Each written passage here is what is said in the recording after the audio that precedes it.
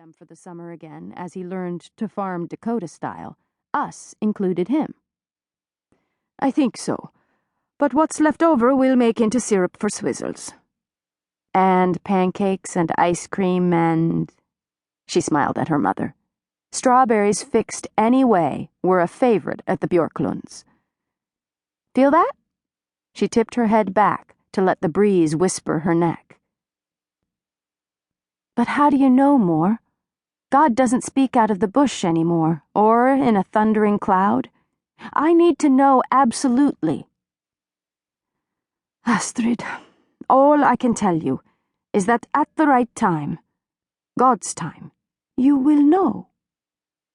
She spoke each word precisely, softly, and yet with the conviction of steel holding them together and yet apart. Astrid stared down at the daisy, all life drained out of it. When the time was right, she would know. How many times had she heard her mother speak those words through the years? Her answer was similar when Astrid used to ask why the sky is blue, or how do cows know when it's going to rain, or any number of other questions. God made it so, and so it is. She'd known better than to ask again, at least for a while. Tomorrow I have my big exam with Elizabeth. I'll be praying for you. I know. To think she's putting me in charge of everything at the surgery for the day. I sure hope everyone is healthy around here. Then it wouldn't be much of a test, would it? True. She set her glass back down with a click. I'd better get the berries finished, and then I'm going to weed the garden. Put your sunbonnet on. Astrid kept the groan to herself. She'd let it fall down to her back, like always. Sunbonnets were so hot.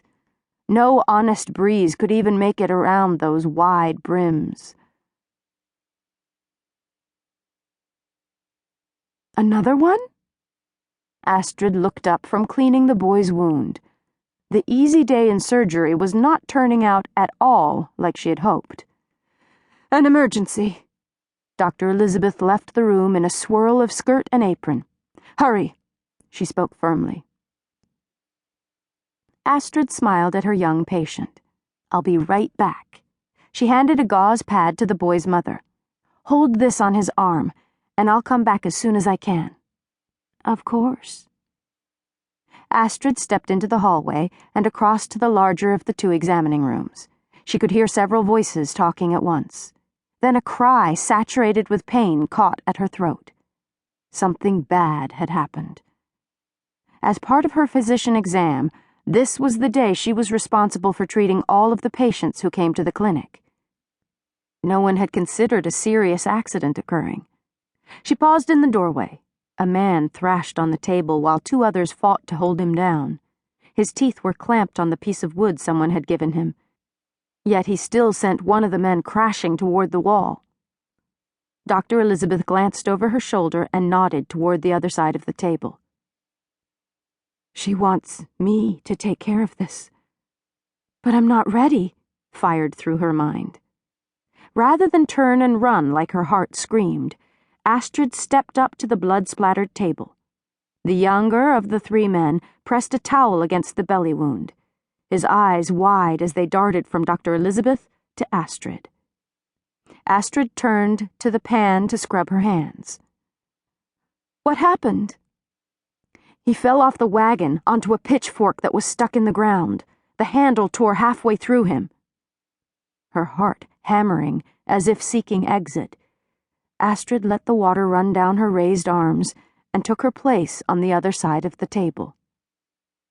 "What would you do first?" Dr. Elizabeth asked. How could she be so calm? Astrid sucked in a deep breath of air, heavy with the scent of blood and something worse.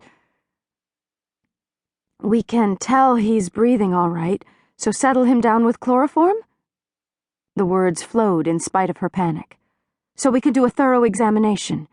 Clear the clothing away from the site of the wound and check for other injuries." "Right." Elizabeth lifted the towel just enough to look at the wound and laid it back down. Astrid reached in the cabinet for the chloroform bottle.